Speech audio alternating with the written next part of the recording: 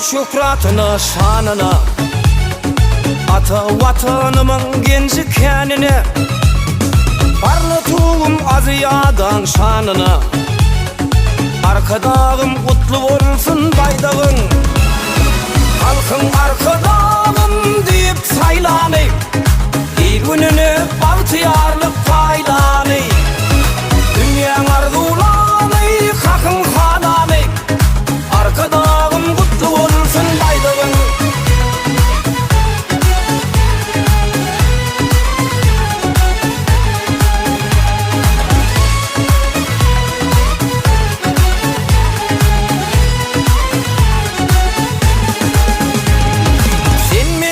Soncum şükradım şanım, başımın tacı sen çığırdı sanım.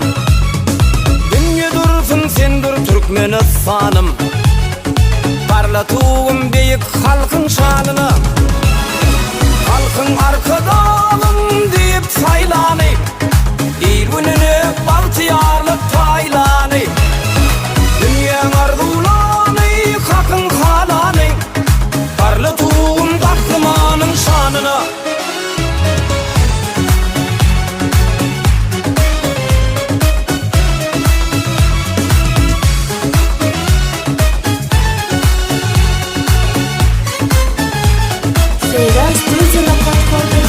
Öğrülüğünün dutarının mukamı, mağtumuluyun coşup sığır okanı, Oğuz Khan'ın korkuda tan mekanı, parlatuğum Türkmenilin şanına, halkın arkadağım deyip saylanı, iyi gününü bahtiyarlık paylanı, dünyanın arzulanı kakın hananı, parlatuğum aziyadan şanına.